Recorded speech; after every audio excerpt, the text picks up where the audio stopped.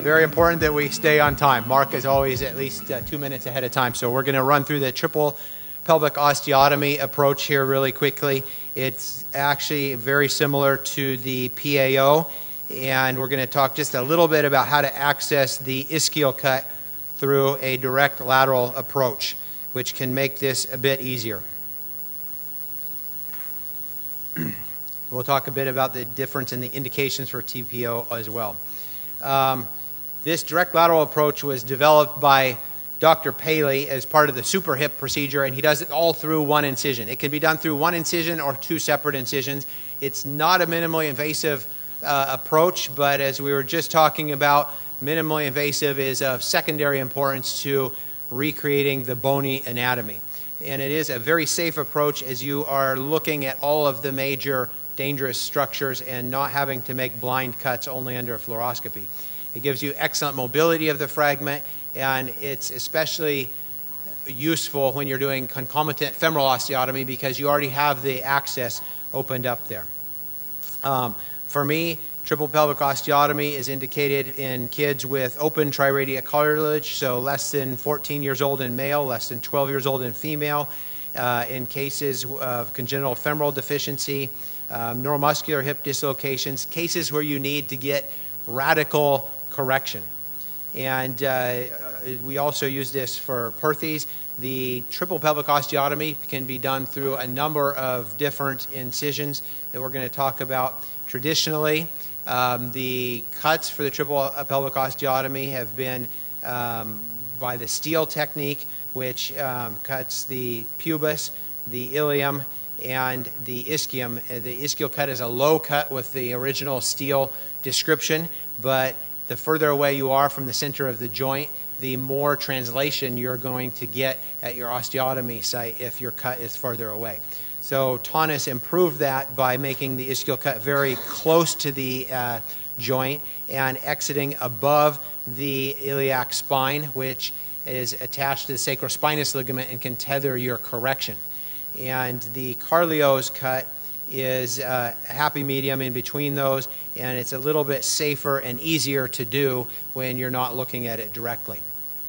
The traditional approaches have used up to 3 different incisions: anterior incision for the pubis, anterior incision for the ilium, medial incision for the pubis, and posterior incision for the ischium.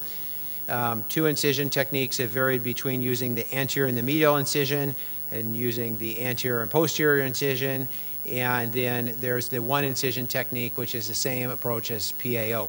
That is what we are going to do this morning for the live surgery, and Mark, when we have the x-rays, Gavin can talk about our reasoning for that. We won't go into that right now. So the direct lateral approach is originally described by Paley. These are images from his center. Was done through the 1 large incision, but this is a very large incision, and it can actually be less invasive to use 2 smaller incisions depending on the size of the patient and the type of the case. Again, the equipment list includes a C-arm, a regular table with a beanbag, holding the patient in a lateral position, large or small fragment screws, and the clamps and other equipment that we talked about for the PAO. I like to set this up with a beanbag in the lateral position and have the option to deflate the beanbag and place the patient in the supine position for positioning of the acetabular fragment. If you're new to the technique, I find it easier if you're already used to positioning the fragment in a supine position. After you make your ischial cut, you can turn the patient into a supine position. Once you've done this technique a number of times, you can still position it in the lateral position, and you don't have to change the position. There's no re-draping halfway through the procedure, though. So we just allow ourselves that option to go into supine with the same draping. The single incision uses this incision centered over the greater trochanter, actually more of it's proximal, and goes in to the fascia, lifts the skin and subcutaneous fat off of the fascia, then makes an incision through the fascia lata into the TFL. And here we're looking down at the ischium and looking at the sciatic nerve there. It's you directly visualizing the nerve. This actually makes it safe. When you're looking at dangerous structures under direct visualization, it's very easy to avoid them. When you're going around blind corners and can't see them, that's when these structures become much more dangerous. And here's the nerve and what it looks like in surgery with the femur just anterior there. And we avoid putting retractors on the nerve. If you extend the hip, it gives you more space, and we're going in this area, this interval just in front of the nerve. The gluteal sling is coming down into the posterior aspect of the femur, so you're above the gluteus maximus insertion. And extend the hip. You can put your fingers over the nerve and just hold it out of the way, and you're right there on the ischium. The obturator internus is going right across the ischium at the same level as the cut that you're planning to make. Placing a rake on the greater trochanter and having an assistant pull anteriorly for some internal rotation will help to expose this. And then you can place a bent Hohmann retractor right around the anterior aspect of the ischium, and you can rest that against the posterior border of the femur, which holds the femur out of the way and gives you direct visualization of the ischium. You can use a saw or an osteotome for this cut, and the periosteum is stripped off the bone there. This is really helpful because when you use a single incision for PAO, one of the most difficult things is the single incision for a triple pelvic osteotomy in kids. And you're going to see me struggle with this in a little bit. Two parts of that particular modification are difficult, and that is that when you use the single anterior incision and you're trying to find the interval between the iliopsoas and the capsule, in young kids, it's a very tight space. And secondly, the younger children have a lot of periosteum on the ischium, and it can be difficult to mobilize that part of the osteotomy when that periosteum is tethering it. But in this direct lateral approach, you can clear all the periosteum off of there. You can cut it completely. You have direct access to it to push it medial, and it can greatly facilitate the amount of correction that you need. So in cases where I need a lot of correction, this is a preference for using this particular approach. I typically don't get a fluoro image at this point, but as you can see, it's a little bit confusing when you look at it. But if you want to, the first few times you get it, it's okay. The cut is clearly above where it is on the Salter osteotomy. This is just showing the sacrospinous ligament coming off the ischial spine. So the cut is just below that, and you can feel that ligament. You can cut it with your scissors, or it's actually a little bit easier to just take a cob and push that ligament off of the end of the sacroiliac, or off of the iliac spine, and free that ligament up. If you need a lot of correction, untethering that ligament on the back can be helpful.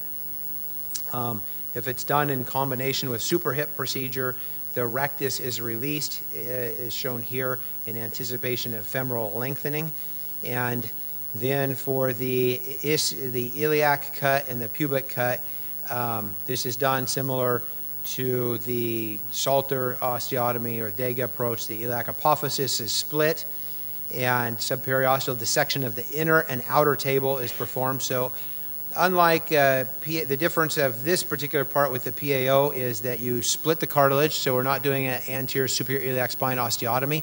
Cartilage is split, and the sartorius and ilioinguinal ligament are reflected medially as with the PAO. And then we subperiosteally elevate the outer table of the ilium here as well, which we avoid that with the PAO. And pubic cut, exactly the same as for PAO, just medial to iliopectineal eminence. The ischial cut can be done with this same 120-degree angle, with the posterior column cut exiting into the sciatic notch instead of going all the way down across the triradiate cartilage, or it can be just done as a simple Salter type of cut. In cases where you need a lot of correction, that 120-degree cut will facilitate the way it sits into that notch, and it is kind of a nice variation for that. So again, the rotation, and we talked about this in the lab as well. There's 3 different rotations that we normally think of because of the axis in which we are positioning in our mind. The first one is internal rotation. If you don't perform internal rotation, it tends to externally rotate the fragment. So if you just purely adduct the fragment, you're actually going to be adding in some external rotation into it because of the plane of the ilium. So in the interest of purely adducting that fragment in relation to a pure y-axis, it's necessary to internally rotate that iliac fragment and then adduct it. And you will be less likely to get anterior impingement if you internally rotate and then adduct that fragment. And also, this is extending the fragment or anteriorly rotating the fragment. So those three rotations are what you need to have in your mind when you have that Schanz pin put into the fragment, is the anterior rotation, the adduction, and the internal rotation. So the X, Y, and Z axis, so internal rotation around the Z axis, adduction around the Y axis, anterior rotation around the X axis.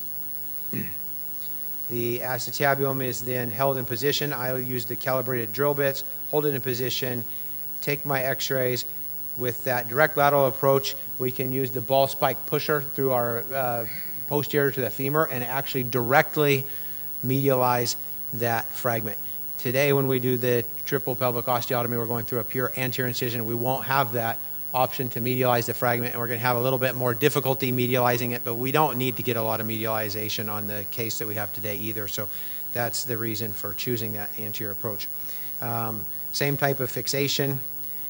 Many times, even with PAO, this portion of the mobile iliac fragment is quite prominent there, and shaving that off and using this little piece as a bone graft in the osteotomy is helpful. And then closing back up through the cartilage, and in summary, exposure, lateral position, 1 versus 2 incision, posterior fascial incision exposes the sciatic nerve under direct vision, and this is proximal to the gluteal sling, and then either in the same incision or a separate incision, the anterior approach is through the Smith-Peterson interval, splitting the apophysis, exposing the inner and outer table, and releasing the rectus if you're going to perform femoral lengthening for CFD. We already talked about the bone fragments, the mobilization, and again, just to reiterate the indications for big corrections, for revision surgery in hips, and syndromic hips, Down syndrome where you really need radical correction, cases where you're doing concomitant femoral osteotomy, patients that are too young for PAO, and for starting out with your first triple pelvic osteotomy, it's a great way to do it because you can really see everything and appreciate what that three-dimensional anatomy is.